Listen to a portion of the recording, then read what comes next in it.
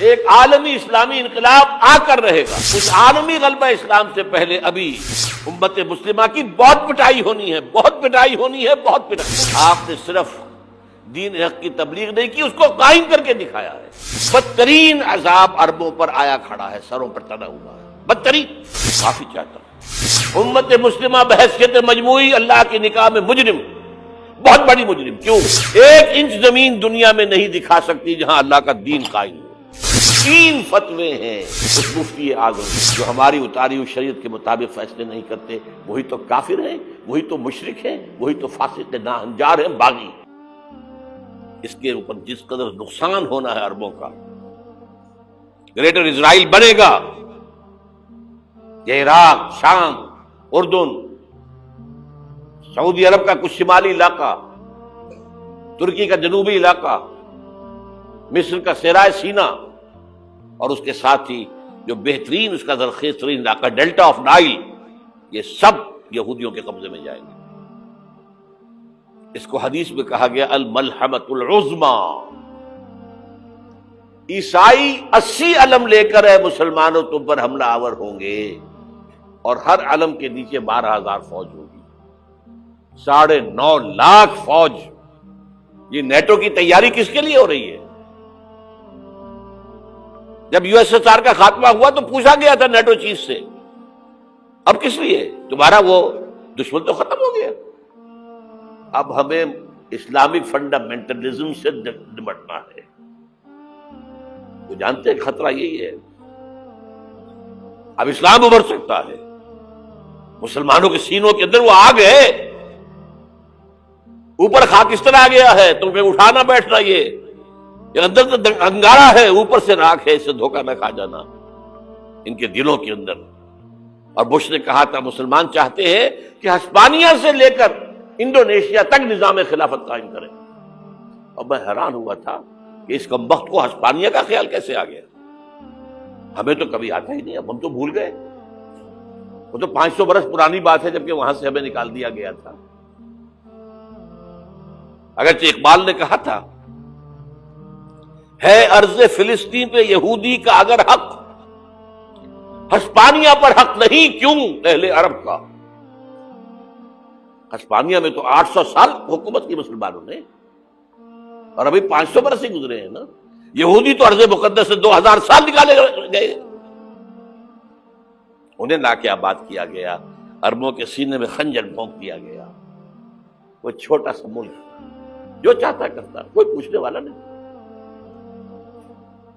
امریکہ جیسے اپنے بیٹے کی حفاظت کرے ویسے کرتا اس کی. اور حضور نے فرمایا ہے وہ جنگ جب ہوگی تو ایک باپ کے اگر 100 بیٹے ہوں گے تو 99 ختم ہو جائیں گے، ایک بچے گا. یہ حدیث ہے، حدیث ہے صحیح. اور آپ نے فرمایا ویل للعرب من شر قد اقترب. عربوں کے لیے ہلاکت ہے، عربوں کے لیے بربادی ہے اس شر سے جو قریب آ چکی. اور آج جس طرح انہوں نے ان کی تہذیب کو اختیار کر لیا ہے، دبئی جا کر دیکھیے، بدترین مغربی معاشرہ جو ہے وہ دبئی کے اندر ہم نے قائم کر کے دکھا دیا. اب سعودی عرب اس راستے پر بڑھ رہا ہے. اور اس کے بعد نمبر 2 پر جو ہے ہم پاکستانی ہیں. لیکن میں اس کے وہ پہلی بات جو کہہ رہا ہوں وہ تو یقینی ہے، اس میں تو احادیث صحیحہ موجود ہے. اگرچہ اس کے بعد پانسا پلٹے گا، پھر حضرت مہدی کا ظہور ہوگا، حضرت عیسیٰ کا نزول ہوگا، اور وہ گریٹر اسرائیل گریٹر گریو یارڈ بنے گا یہودیوں کا. ایک ایک یہودی قتل ہوگا اور دفن ہوگا. یہ بات میں ہونا ہے، میں پہلی بات فرض کر رہا ہوں. وہ پانسا پلٹے گا جب پلٹے گا. ابھی جو سامنے ہے وہ کیا ہے؟ جس ملحمۃ العظمیٰ کہا حضور نے، جسے آرمگیڈون کہتے ہیں عیسائی. آرمگیڈون کی اگر کہیں جا کر آپ دیکھیں گے، آپ ڈکشنری میں مانی تو کیا لکھا ہے؟ A very big war which will be fought between the forces of evil and good before the end of this world.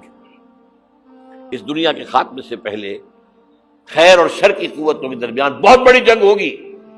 ارمجدون اسے کہتے ہیں عربی میں، اور آرمگیڈون اسے کہتے ہیں انگریزی کے اندر. اور یہ بائبل کی آخری کتاب کے اندر ہے، جو اس میں کہ مکاشفات یوحنا، ریویلیشنز آف سینٹ جان. یہ تو میں کہہ رہا ہوں یقین کے ساتھ، اور زیادہ دور نہیں ہے، آیا چاہتا ہوں. اس لیے کہ یہودیوں کا اور عیسائی جو کنزرویٹوز ہیں، نیو کنزرویٹوز، ان کا 5 نکاتی ایجنڈا ہے متفق علیہ، جس کے تحت کہ یہ جنگ صلیبی شروع کی گئی ہے. وہ سن لیجئے آپ. آرمیگیڈون نمبر 1، گریٹر اسرائیل قائم ہو جانا اس کے نتیجے میں نمبر 2، مسجد اقصی اور قبۃ الصغریٰ کو گرانا نمبر 3، وہاں 3rd ٹیمپل، وہ مسجد جو حضرت سلیمان نے بنائی تھی 1000 قبل مسیح میں، پھر برباد کی تھی نبوکدنضر نے، دوبارہ بنائی گئی، پھر دوبارہ ختم ہوئی 70 عیسوی تک گری پڑی ہے. ان کا خانہ کعبہ گرا ہوا ہے 70 عیسوی سے لے کر آج تک. ایک دیوار ہے ویلنگ وال، جہاں جاتے ہیں، روتے ہیں، پیٹتے ہیں، ماتم کرتے ہیں، وہاں وہ بنے گا 3rd ٹیمپل. اور نمبر 4 اس میں يا رب فاجمعني بكل الصحب والأحباب واكتب لنا أن ندخل الجنات بالريان.